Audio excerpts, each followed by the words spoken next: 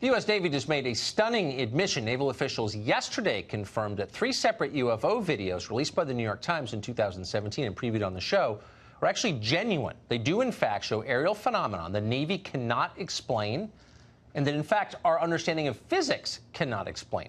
The Navy also recently sent a letter to Congressman Mark Walker saying that it takes UFO sightings very seriously and is working to investigate them.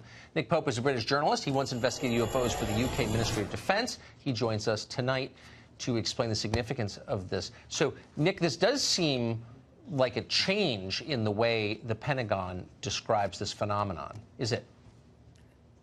Yes, it is. Up until this point, the Navy has said very little. And in fact, they've left the door open sometimes and almost implied, look, we might be dealing with commercial drones or even balloons. But now what they've done is turned around and said, number one, this is real. And number two, this is unidentified aerial phenomena. That's the phrase that they've used. Previously, they've said advanced unknown aircraft. Now they're saying unidentified aerial phenomena. And that is, it's a term borrowed from the British government. We used it in the Ministry of Defence, and we meant UFOs. So the U.S. government is admitting that they have no idea what these things are, that they're probably not some Russian superplane, and nobody's paying attention to this. I mean, this seems like a watershed moment. I mean, we have all this tape of objects defying the known laws of physics right next to U.S. military installations. The military admits it. Why is this not page one news everywhere?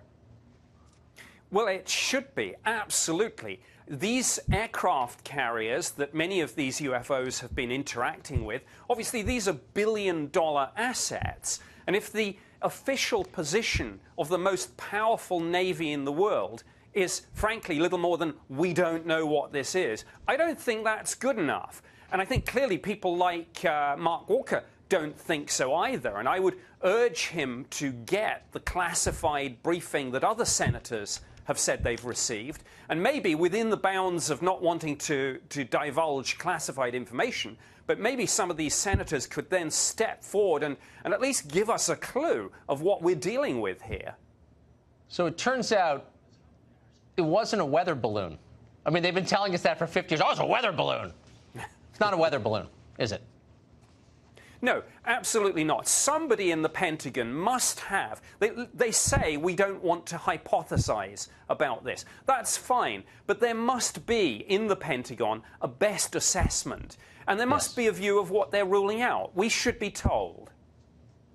There's obviously some reason they're not telling us. In 15 seconds, hypothesize as to what that reason might be. Well, some secret too terrible to be told. But I think we should be told, or at least we should be hinted at. Yeah, or maybe not. I don't know. They've been lying about it for 50 years.